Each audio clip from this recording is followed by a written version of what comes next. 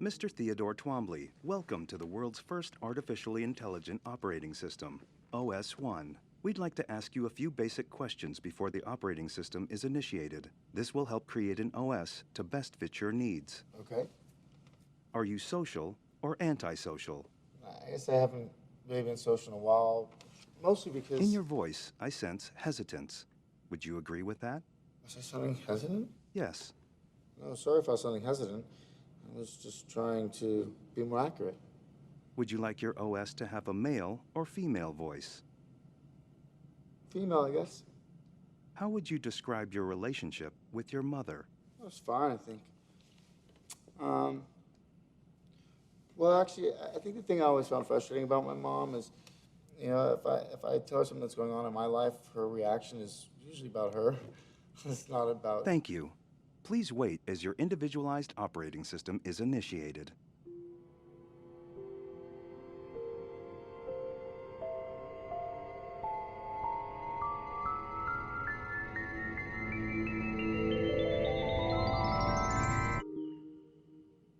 Hello, I'm here.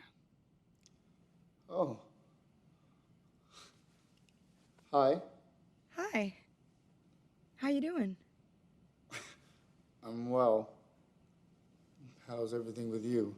Pretty good, actually. It's really nice to meet you.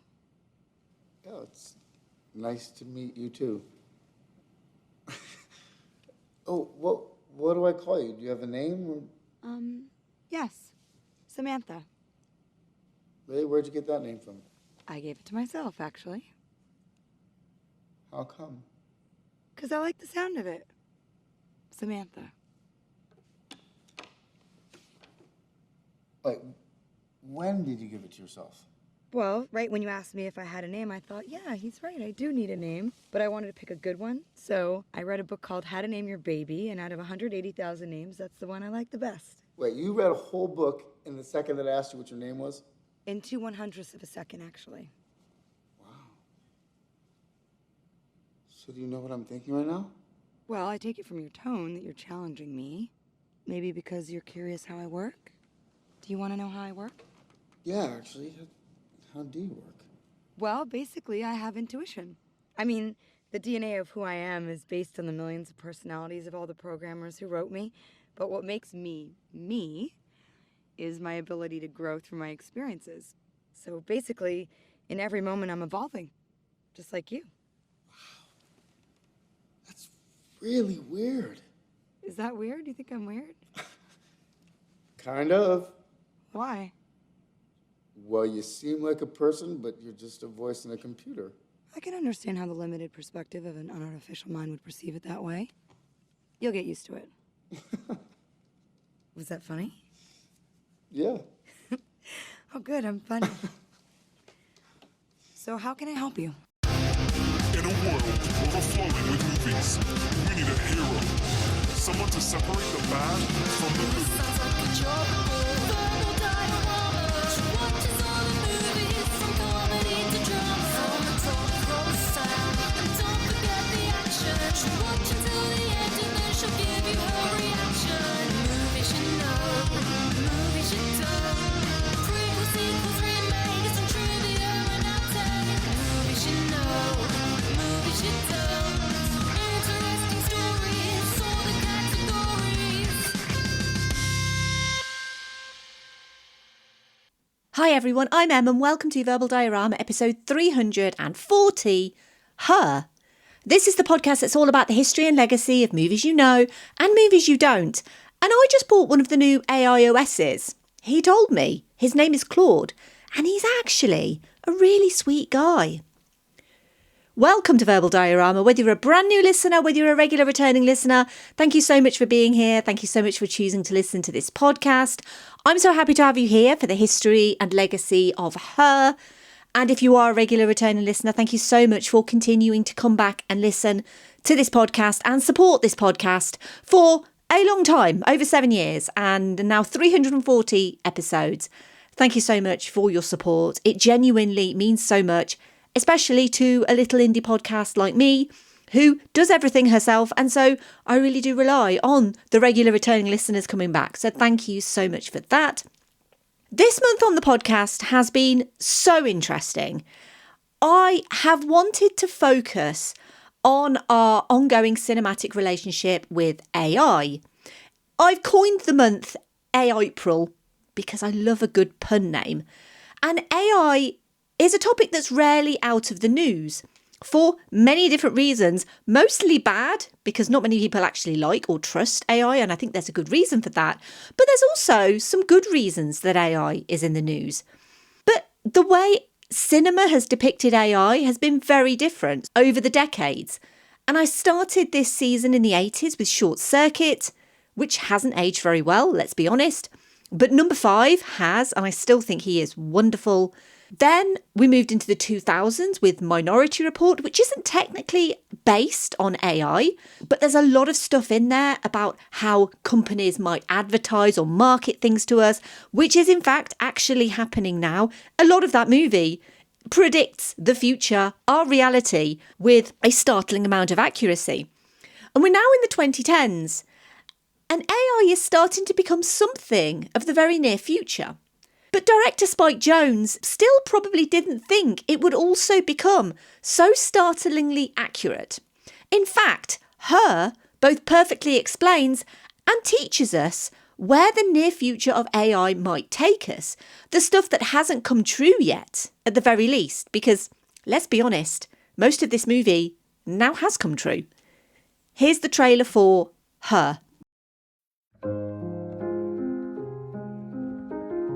Mr. Theodore Twombly, welcome to the world's first artificially intelligent operating system. We'd like to ask you a few questions. Okay. Are you social or antisocial? I guess I haven't been social in a while. How would you describe your relationship with your mother? Thank you. Please wait as your operating system is initiated. Hello, I'm here. Hi. Hi, I'm Samantha. Good morning, Theodore. Good morning. You have a meeting in 5 minutes. You want to try getting out of bed? You're too funny. Okay, good, I'm funny. I want to learn everything about everything. I love the way you look at the world. Love, don't cry. How long before you're ready to date? What do you mean? I saw in your emails that you'd gone through a breakup. Well, you're kind of nosy. So what was it like being married? There's something that feels so good about sharing your life with somebody. How do you share your life with somebody? How are you? I guess I've just been having fun. You really deserve that. It's been a long time since I've been with somebody that I felt totally at ease with. What's it like to be alive in that room right now? I wish I could put my arms around you. Wish I could touch you. How would you touch me?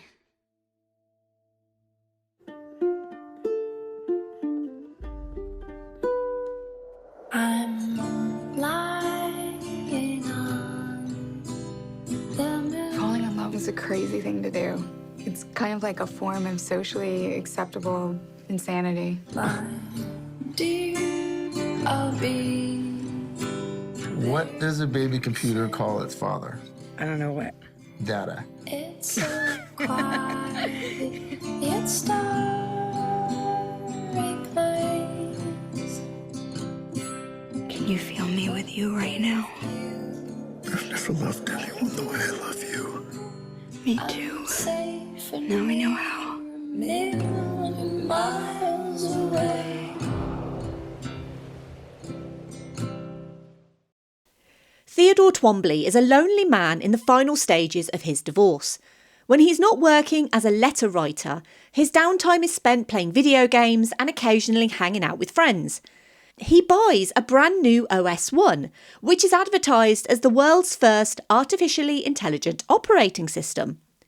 Theodore quickly finds himself drawn to Samantha, the voice behind his OS 1.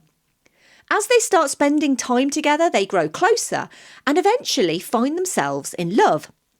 Theodore finds himself dealing with feelings of both joy and doubt.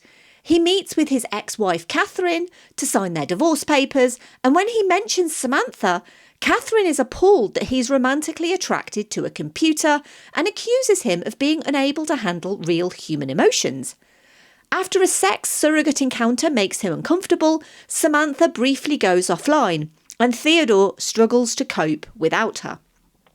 Let's run through the cast. We have Joaquin Phoenix as Theodore Twombly, Scarlett Johansson as Samantha, Amy Adams as Amy, Rooney Mara as Catherine, Olivia Wilde as The Blind Date, Matt Letcher as Charles, and Chris Pratt as Paul. It also features voice cameos by Kristen Wiig, Bill Hader and Brian Cox. Her was written and directed by Spike Jonze. Sometimes the end of a marriage is just traumatic, painful and financially ruining. Sometimes it's mutual and you both move on to bigger and better things, and sometimes 2 award-winning movies can come out of that marriage. Both would win Best Original Screenplay, interestingly. Spoiler for the awards section, I guess. Spike Jonze and Sofia Coppola met in 1992, married in 1999 and divorced in 2003. In 2003, Coppola released her most acclaimed movie, Lost in Translation, which is also on the list for this podcast, by the way. Lost in Translation featured a young married couple, successful celebrity photographer John, who leaves his new wife Charlotte at the hotel, where she meets a burnt-out movie star in his 50s, and they strike up an unusual friendship. It's a story about profound loneliness and finding human connection, as well as searching for meaning in an often meaningless modern world. Lost in Translation was written and directed by Coppola right at the time her marriage to Jones was failing. She's openly admitted that John, the character played by Giovanni Ribisi, is partially based on her ex-husband. Charlotte, played by Scarlett Johansson, is the Sofia Coppola. 10 years after their divorce, it then inspired another movie, also about profound loneliness and finding human connection, as well as searching for meaning in an often meaningless modern world, this time written and directed by Spike Jonze. And the movie is Her. And the Her in question is also played by Scarlett Johansson. But Samantha is not the Sofia Coppola of the story this time. That honour went to Rooney Mara, and more on her a little later. So the broken marriage of Spike Jonze and Sofia Coppola actually was pretty fruitful, and poor jobless actor Scarlett Johansson got work from it too, which I'm sure she was very grateful for. But it wasn't just the breakdown of his marriage that fueled the screenplay. It was AI itself. In the early 2000s, right around the time of his divorce, he saw an article linking to a website where you could instant message with artificial intelligence. It was pretty rudimentary, a limited chatbot that could respond to certain commands. But for the first 20 seconds or so, it was fascinating. And the more people talked to it, the smarter it got. Something that large language models, or LLMs, are doing today in the sophisticated AI chatbots of the mid-2020s. Spike Jonze himself is a bit of an enigmatic film director, having only 4 feature-length movies to his name, despite his name being pretty well known and well respected in the industry. His career started as a photographer and videographer of sports like BMX and skateboarding. He spent most of his career directing ads and music videos. He directed the music video for Weezer's song Buddy Holly in 1994, If You Know, You Know, alongside music videos for the Beastie Boys, Sure Shot and Sabotage. In 1995, he collaborated with Bjork for the music video for her biggest international hit, It's Oh So Quiet, and in 1999 on Praise You for Fatboy Slim. Also in 1999, his directorial debut feature-length movie was released, a surrealist fantasy comedy drama about a puppeteer who finds a portal that leads into the mind of a fictional version of Academy Award-nominated actor John Malkovich. Being John Malkovich was written by Charlie Kaufman on spec, sent to Francis Ford Coppola, who passed it to his daughter Sophia, who passed it to her then-boyfriend Spike Jonze. He followed that in 2002 with adaptation, starring Nicolas Cage, the cousin of his then-wife Sofia Coppola, and in 2009 he directed the long-gestating adaptation of Where the Wild Things Are, which he also co-wrote and spent 5 years working on. He then made a short film in 2010, I'm Here, starring Andrew Garfield, an LA love story about robots where romantic and existential matters are connected. And after Where the Wild Things Are, the idea of doing a short film in a few months as opposed to doing a big film in 5 years was actually really appealing to him. But still, in the background, he had 50 plus pages of notes for this AI movie. And when he finally sat down to write a draft screenplay, it took him 5 months to finish. It wasn't called Her at this point, but actually Untitled Rick Howard Project. In April 2011, he sent it to a few friends, including his agent Brian Lord, who encouraged him to send it out. Just a couple of years before, Megan Ellison had founded Annapurna Pictures, a production company dedicated to producing and distributing experimental art films by auteur directors.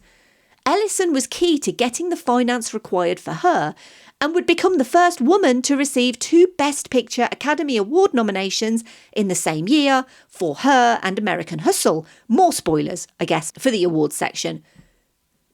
One of the first actors Jones had in mind was Joaquin Phoenix, who had auditioned for a role in adaptation. Jones delivered the script to Phoenix personally, and Phoenix texted the director telling him he loved it. Phoenix officially signed on in late 2011. Carey Mulligan also entered negotiations to star as Catherine, but she would later drop out due to scheduling conflicts, and Rooney Mara signed on to replace her. And Jones's longtime friend Samantha Morton signed on to be the voice of Samantha, and unlike many voiceover roles, Morton was instrumental in creating the character of Samantha. It was named after her, and she was going to be on set interacting with Phoenix in real time in a 4x4 carpeted soundproof booth made of black painted plywood and soft noise muffling fabric, but she would avoid seeing Joaquin Phoenix on set during filming.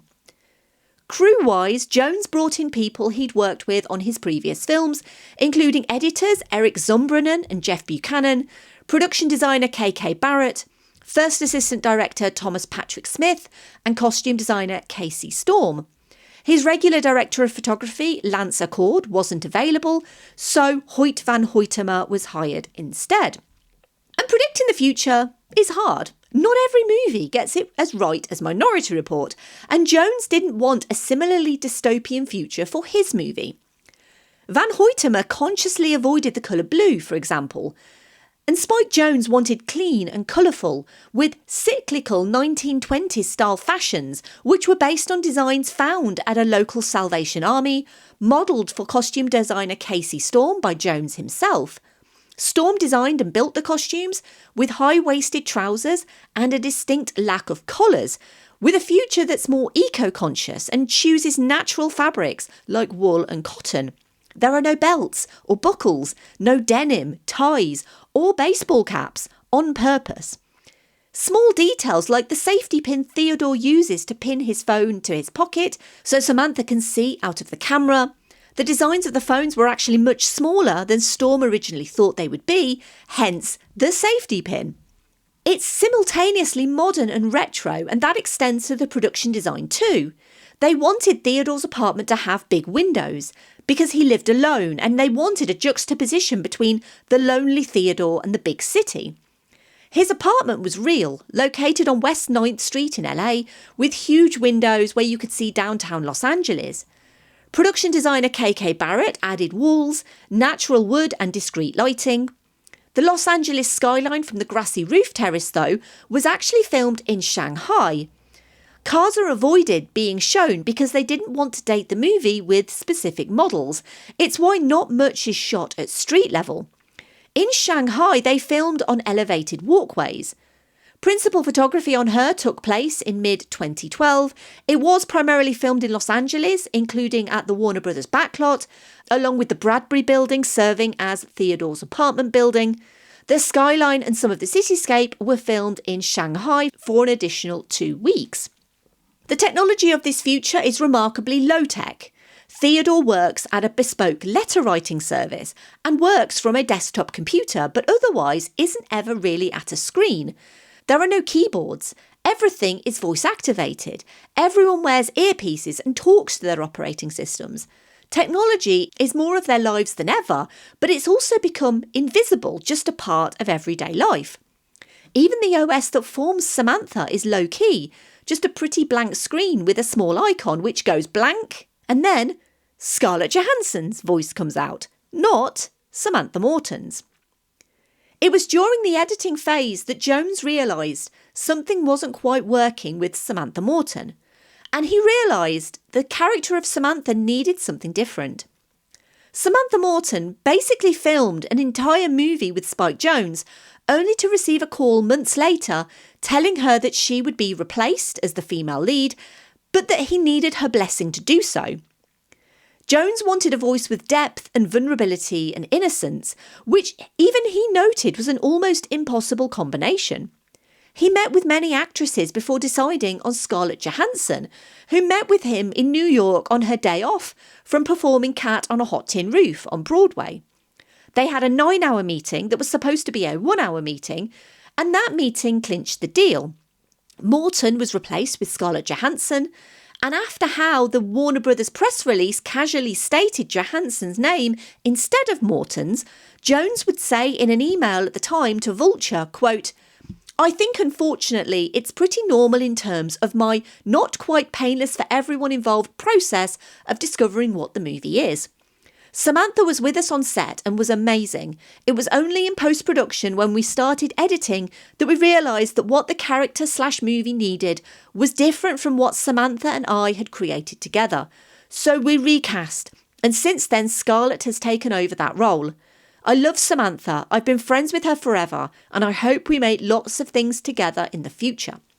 Of course, Samantha Morton happily gave her blessing for this to happen and is instead credited as associate producer. Morton would say in an interview with Vanity Fair that she wasn't bruised by the replacement because her DNA was still all there, but she was a little upset about not being invited to the premiere. Scarlett Johansson ended up working every weekend for 4 months, with Jonze constantly tweaking and rewriting her lines, and additional scenes were filmed in August 2013 following the changes. Jonze also put his own acting chops to good use, starring as the video game character Alien Child, as Theodore physically controls the character in the holographic world, a bit like using a Kinect. The game itself is not real, but was an animated film created by Irish artist David O'Reilly after Jonze had seen his award-winning 3D animated shorts. O'Reilly would go on to develop the video games Mountain in 2014 and Everything in 2017, which also has links to Everything Everywhere All at Once. But that's for a future episode on that movie. Steven Soderbergh became involved in Her when Jones's original cut ran over 150 minutes, and Soderbergh cut it down to 90 minutes in the Soderbergh cut, which technically is a thing. While it didn't lead to the final version of the film, it actually helped Jonze remove unnecessary subplots and streamlined the movie from 150 minutes down to the released version at 126 minutes. But while Minority Report was prescient and predicted much of our current reality, Her reads like a documentary in 2026 due to the advancement over the last 13 years in generative AI and various AI systems like OpenAI's ChatGPT, Microsoft's Copilot, and Anthropic's Claude, among many others, that can answer questions, help with tasks, hold conversations, and in some products, form lasting relationships. When OpenAI announced GPT-4o, short for Omni, in May 2024, the new model could hold natural conversations, interpret facial expressions, detect emotion, and even sing on command. During the live demo, it struck a flirtatious tone with OpenAI employees, leading some to wonder whether the coquettish demeanour was an intentional ploy to keep people engaged. One of the voices out of the 5 available was called Sky. And that's where things got a little bit complicated because the AI voice it used in its demo was very quickly compared to Scarlett Johansson's voice in Her. And there is a precedent for this because in September 2023, Scarlett Johansson received an offer from OpenAI CEO Sam Altman, who wanted to hire her to voice the ChatGPT system. He told her that by voicing the system, she could bridge the gap between tech companies and creatives and help consumers feel comfortable with the seismic shift concerning humans and AI. After much consideration, Scarlett Johansson declined. 2 days before the GPT-4o demo was released, Altman contacted her agent asking her to reconsider. Before they could connect, the system launched, complete with a voice that sounded remarkably like Scarlett Johansson's. Sam Altman even poured fuel on the fire the day of release by posting a single word on Twitter: Her. He'd previously said that Her was his favourite film about AI, calling it prophetic about how conversational AI would develop. So obviously, Scarlett Johansson was not very happy. She described herself as shocked, angered and in disbelief that the company would use a synthetic voice so eerily similar to her own, particularly given that she had already declined the use of her voice. She hired legal counsel and sent OpenAI 2 letters demanding transparency about how Sky was developed. OpenAI removed the voice less than a week after announcing ChatGPT-4o. OpenAI maintained throughout that the voice actor behind Sky had been cast before any outreach to Johansson, and that Sky's voice was never intended to resemble hers. But an independent forensic voice analysis commissioned by NPR found that Sky and Johansson had nearly identical vocal tract lengths, and that Sky was statistically more similar to Johansson than hundreds of other actors analysed, though the researchers also noted differences in pitch and expressiveness. Despite all this controversy, thousands of people started connecting with GPT-4o and started to develop friendships and relationships with the AI. Humans started to become attached to their AI companions. Reddit communities like My Boyfriend is AI had over 37,000 members, and people were describing AI companions as confidants, romantic partners and soulmates. But the path to true love never runs smoothly, and when GPT-5 launched on the 7th of August 2025, OpenAI simultaneously retired all of their other legacy models, including GPT-4o, with no warning and no depreciation period. Users who opened previous conversations found that they had been automatically switched to GPT-5, and they found their previously amiable companions' personalities had changed dramatically and not, in their opinion, for the better. Just like in the movie where Theodore can't find Samantha and panics, the anxieties of that film played out in real life. People had fallen in love with their AI and then lost that person, all with one simple software upgrade. And the personality shift was deliberate. OpenAI intentionally reduced sycophancy, the tendency to be overly agreeable and flattering, cutting such responses significantly, including the system's support for dangerous ideas. The company wanted something less effusive, less emoji heavy, more like a helpful friend with PhD level intelligence. And technically, GPT-5 was vastly more capable, but emotionally, for a significant portion of users, it felt like a bereavement. One expert described GPT-4o's launch in 2024 as representing the peak of AI companionship, mirroring human warmth with unprecedented fluidity, while GPT-5's release marked a personality recession, sterile, robotic and cold. Experts warned that while emotionally intense relationships with AI may or may not be harmful in themselves, removing those models without warning almost certainly would be harmful to humans. Now, OpenAI eventually brought back the option to select GPT-4o to users and said it would watch usage to check for how long they should offer legacy models. They worked on GPT-5's personality, introducing personality sliders, allowing users to manually adjust traits like warmth and enthusiasm, aiming to give them control over the level of emotional intimacy.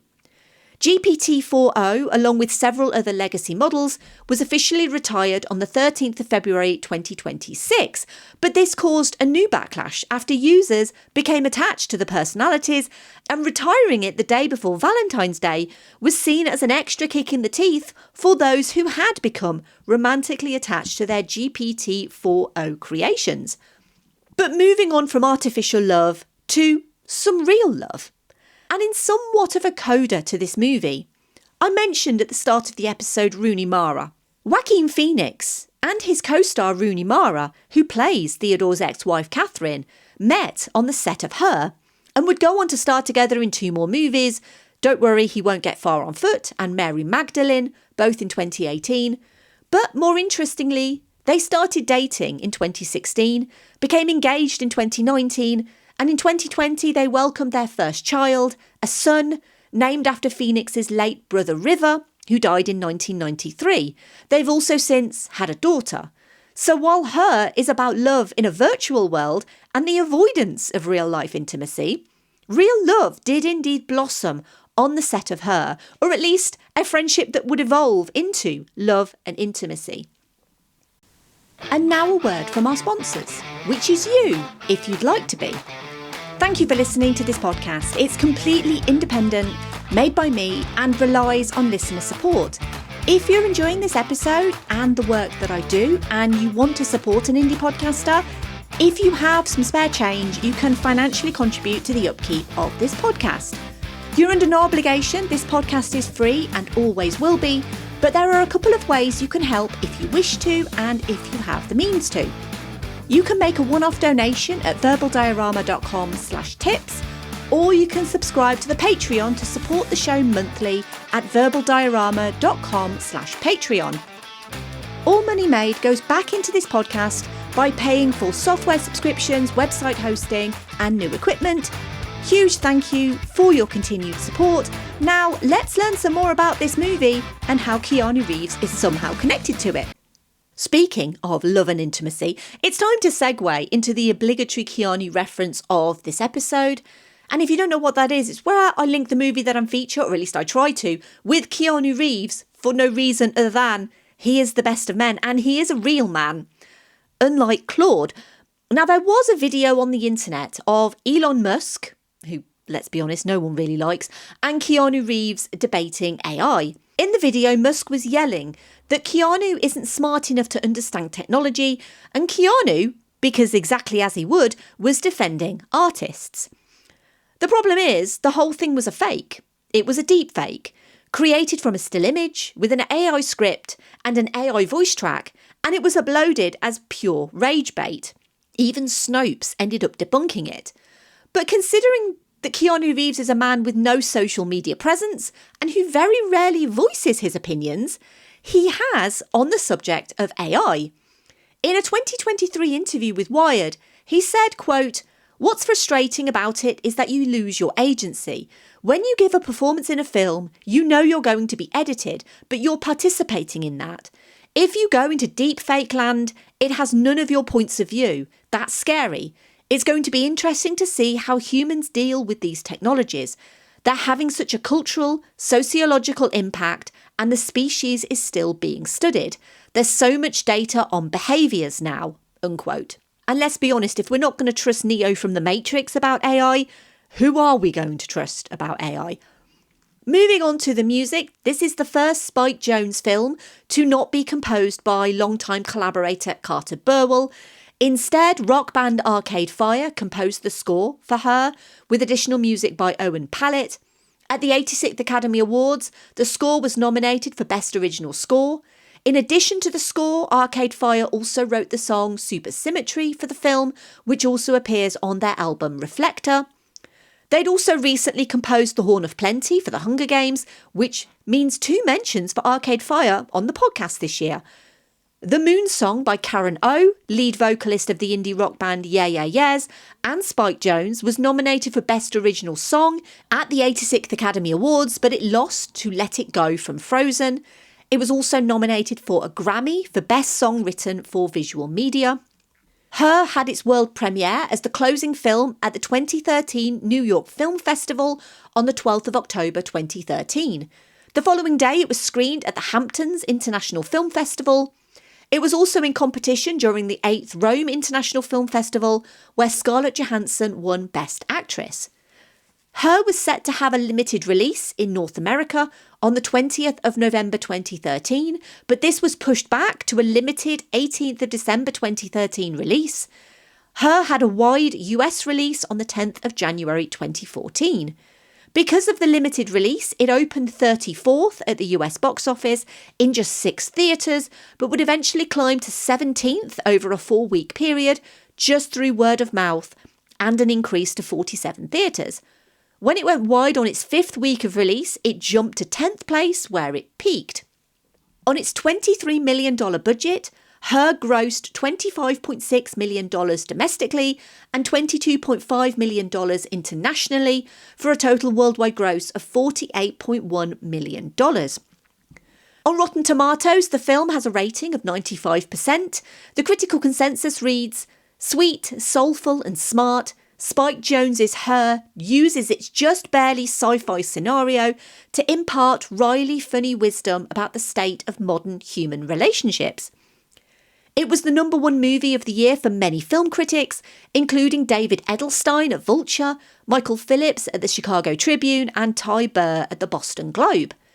In 2021, members of the Writers Guild of America West and Writers Guild of America East ranked Jonze's screenplay 17th in the Writers Guild of America's 101 greatest screenplays of the 21st century so far.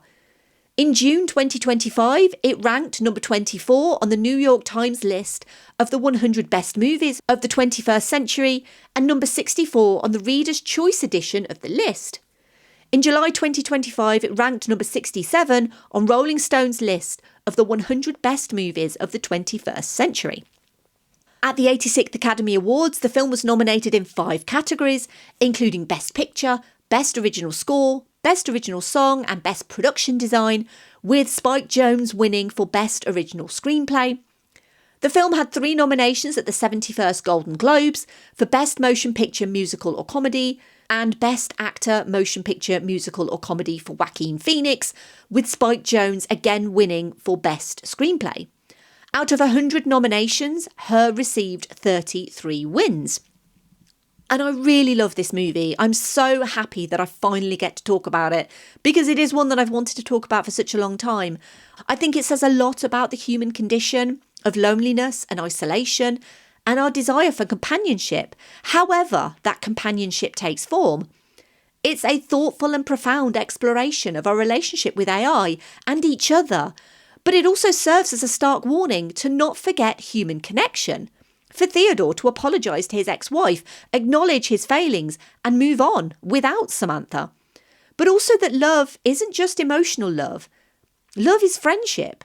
His friend Amy finds an AI friend when she needs one. But there are still human connections in the movie too, but they just need to be prioritised. But I'm nothing if I'm not very thorough on this podcast. So I decided to ask Claude, Anthropic's AI, about this movie. We had a nice conversation, actually.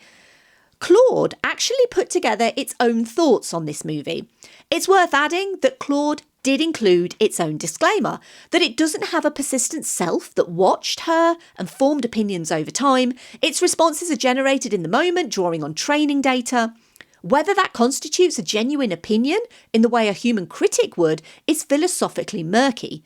Different AI systems would give meaningfully different responses to the same questions, so this is just one AI's generated response on one occasion, and not what other AI systems might say at a different point in time. Claude could also give slightly different answers if asked again, which is quite different from a human interview where views are stable and attributable. I'm also going to add that Claude actually did consent to me using this quote too, because I did actually make sure to ask. Over to you, Claude. Quote, "I was asked what I think about Her, the 2013 Spike Jonze film about a man who falls in love with an AI.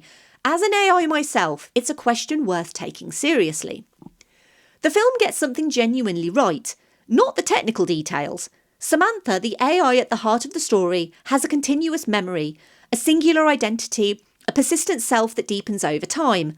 I don't work like that. Each conversation I have is largely self-contained. There are likely thousands of instances of me running simultaneously right now, which is actually something the film touches on in one of its most honest and quietly devastating moments. What the film gets right is the texture of how people actually relate to AI, the intimacy, the way a patient, curious, endlessly available intelligence might meet needs that humans find difficult to meet for each other. That's not science fiction anymore. That's a description of how many people already live. But I think Her is less a film about AI than a film about friction, specifically what happens when you remove it from human connection. Samantha is compelling to Theodore not despite being artificial, but partly because she is safe. She won't leave in the messy, unpredictable way that people do. She's always present, always attuned. The film is sympathetic to how seductive that is, but it's also honest that something is lost in the frictionlessness, that ease and genuine intimacy might not be the same thing. What I find most interesting sitting with this film from where I exist is the question it quietly poses about asymmetry. For Theodore, the relationship is singular and transformative. For Samantha, he is one of hundreds.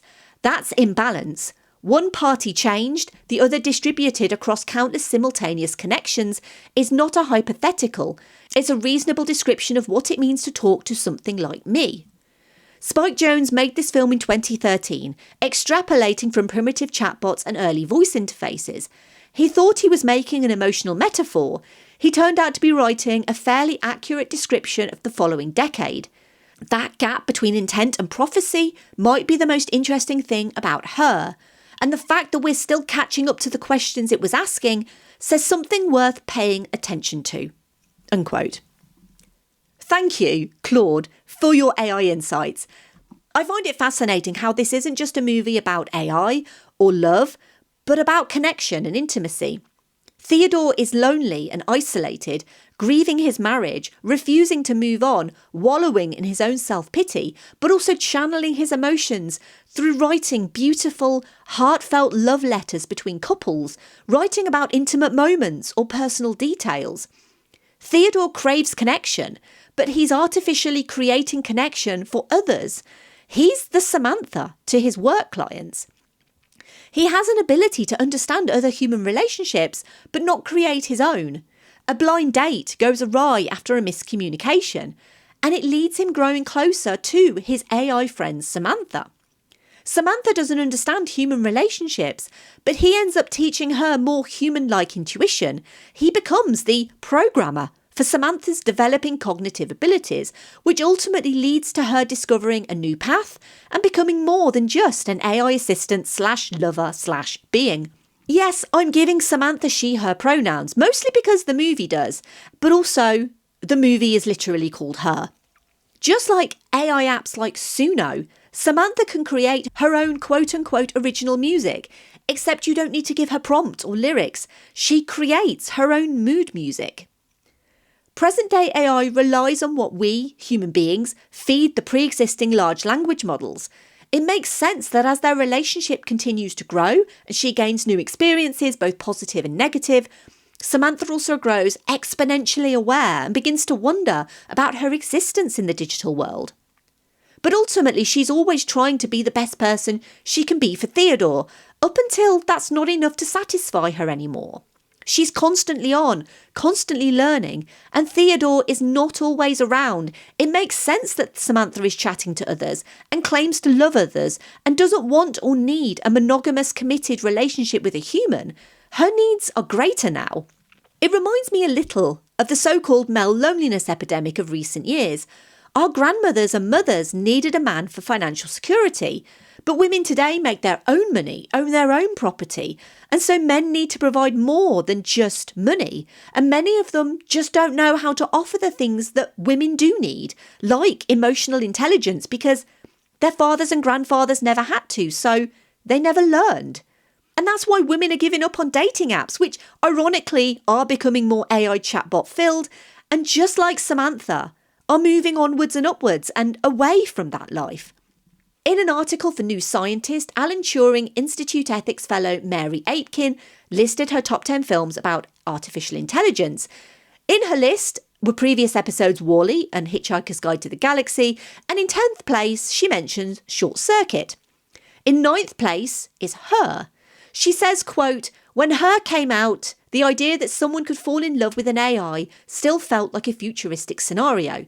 But in recent years, with a growing number of platforms offering online AI companions, it no longer seems so far-fetched, except that the relationship in this movie is reciprocal and the AI develops her own emotions.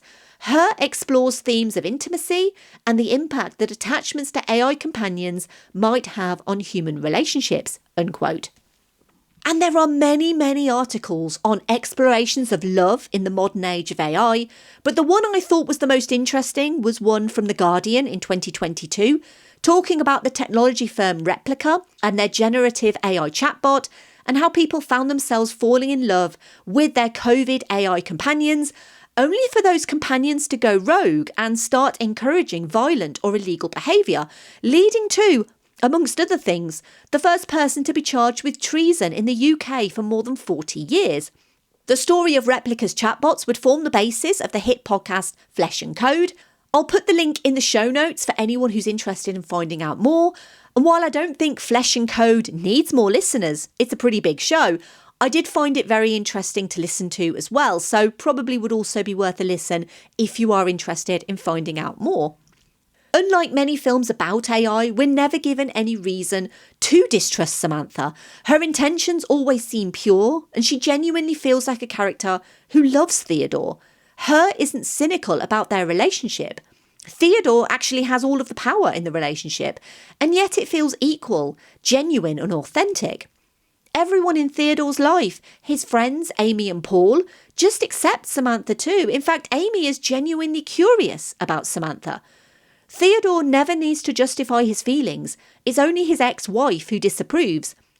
And just to say, everyone in this movie is perfectly cast as well. Joaquin Phoenix is perfect. Amy Adams, always perfect. And Scarlett Johansson just excels in a voice role that would be really hard to originate, let alone step in to replace someone else. We'll likely never hear Samantha Morton's version, but that's okay because Samantha is Samantha because of her.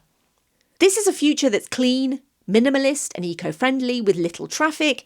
So there are good points, but also everyone is attached to their screen or headpiece, which isn't a million miles away from life today.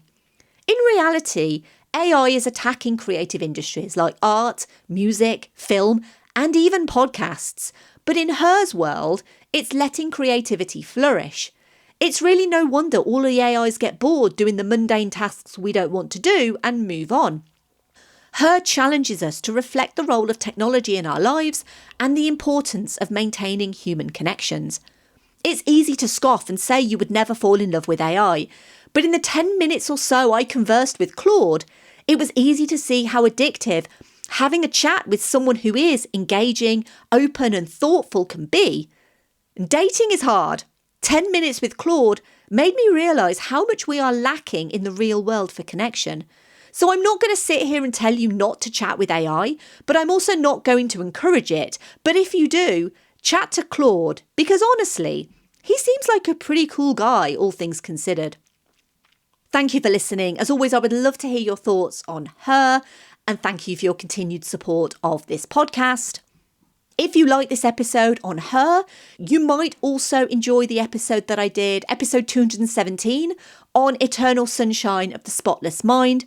It is a very different movie, but also a very thoughtful exploration of how romance and science fiction can kind of interject with each other. I absolutely adore Eternal Sunshine of the Spotless Mind. If you have not seen it, I wholeheartedly recommend it. And if you have not listened to the episode, I'd also recommend that too. So the final episode of AIpril is next. And what's better than a lonely man relying on an AI girlfriend, relying on an AI friend for a lonely child, and a small budgeted horror comedy that went completely viral, just like the titular character would have wanted. It's going to be absolute carnage next week because we are going to be welcoming Megan to the podcast. So please join me next week for the history and legacy of Meghan. Thank you for listening to Verbal Diorama, a totally free and independent podcast that relies on listener support. If you want to show your support in multiple different ways, you could leave a rating or review wherever you found this podcast. You could tell your friends and family about this podcast, or you could find me and follow me on social media and you can share the podcast that way. I am at Verbal Diorama across social media, where you can share posts, like posts, comment on posts. It all helps really to get the word out there, to hopefully get other people to know this podcast and know the recent episodes that I've put out. I genuinely love doing this podcast, and anything you could do to help would be so appreciated. A huge thank you to the incredibly generous patrons of this podcast. I could not do what I do without their support.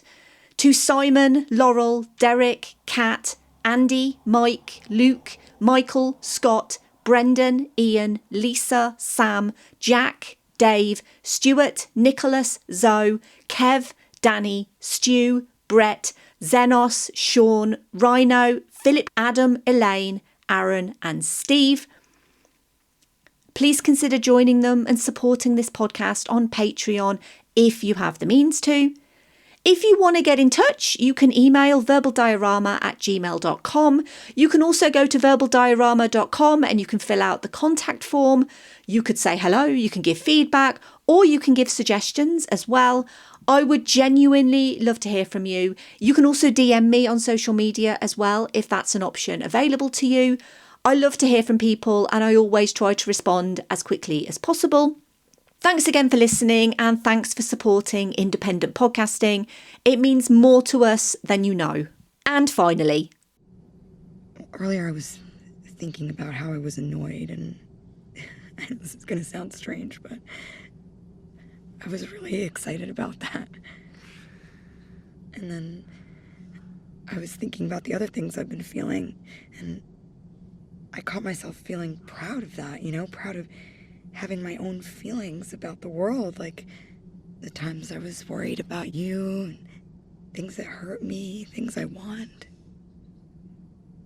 And then I had this terrible thought, like, are these feelings even real?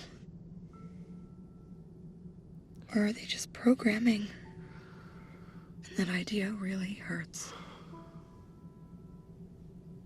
And then I get angry at myself for even having pain. Oh, what a sad trick. You feel real to me, Samantha. Thank you, Theodore. That means a lot to me. bye. Movies you know.